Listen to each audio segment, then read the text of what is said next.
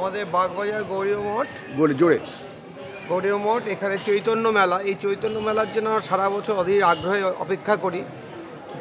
শ্রী চৈতন্য মহাপ্রভুর জন্মোৎসব এবং মেলা এবং প্রভুপাদের 150 বছর জন্মোৎসব, সেই অনুযায়ী মেলা প্রতি বছরই হয়। এই বছর গত বছরে প্রভুপাদের জন্মোৎসব 150 বছর শুরু হয়েছে, এবার সেটা পূর্তি উৎসব। সেই অনুযায়ী এবছরে আমরা নগর সংকীর্তন দিয়ে বিশাল শোভাযাত্রা অনুযায়ী অন্ততপক্ষে প্রায় 5000 লোকের সমাগমে এই নগর সংকীর্তন সারা উত্তর কলকাতা পরিভ্রমণ করে আমাদের বাগবাজার সার্বজনীন মাঠে এসে শেষ হয়েছে। দীর্ঘ 5 দিন ধরে এই মেলা চলছে। সে মানে অল ওভার ইন্ডিয়ার এখানে কনফারেন্স হলো গৌরাঙ্গ মহাপ্রভুর ওপরে।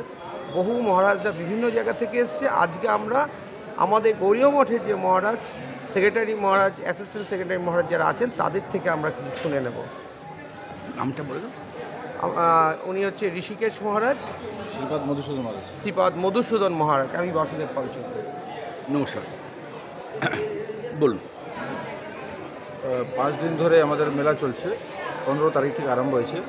আপনি এই বাসুদেব পাল চৌধুরীর মুখে শুনেছেন কি বিশাল আমাদের একটা নগর সংকীর্তন শোভাযাত্রা বেরিয়েছিল রবিবারে 16 তারিখে।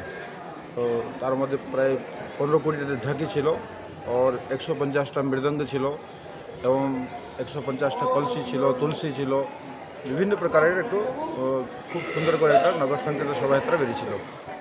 আর আমাদের যে 5 দিবসীয় যে চৈতন্য মেলা চলছে, এর মধ্যে বৈষ্ণব সম্মেলন একদিন হয়েছে, আর একদিন আমাদের সর্বধর্ম সম্মেলন, সমস্ত ধর্মের থেকে, সমস্ত সংস্থা থেকে, সম্প্রদায় থেকে আমরা মহারাজকে ডেকেছি, তারা এখানে এসে বক্তৃতা দিয়েছেন।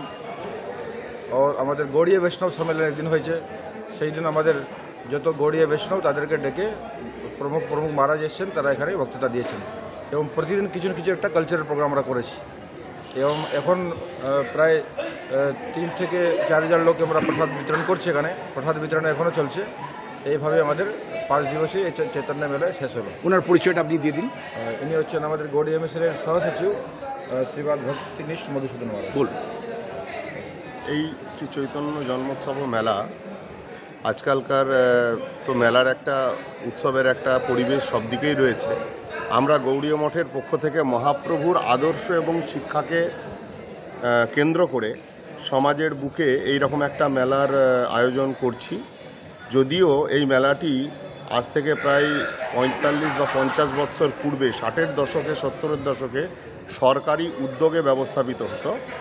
এখন বর্তমানে গৌড়ীয় মিশন এবং অন্যান্য মহানাম সেবক সংঘের মতো যারা চৈতন্য অনুরাগী সম্প্রদায়, তারা সকলে মিলে এই মেলাটি আয়োজন করেন এবং এটি 11 বর্ষ পূর্ণ হলো আজকের দিনে।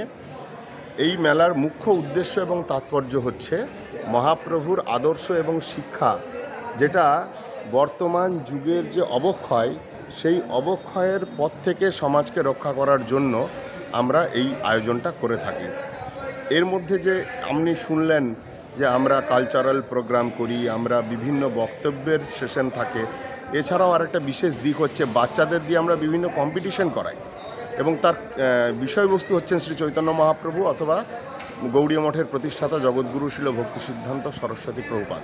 কখনো বসে আঁকা প্রতিযোগিতা, কোনো দিন মৃদঙ্গবাদন প্রতিযোগিতা, কোনো দিন গো অ্যাজ ইউ লাইক, কোনো দিন কুইজ প্রতিযোগিতা, এইসব বিষয়গুলোর উপরে করানো হয়, যার দ্বারা ছোট ছোট বাচ্চারা যারা ভবিষ্যৎ প্রজন্ম আমাদের সমাজের, তাদের চারিত্রিক সংশোধন এবং একটা চারিত্রিক গঠনের দিক চিন্তাভাবনা করে কিন্তু এইভাবে মেলাটার আয়োজন করা হয়।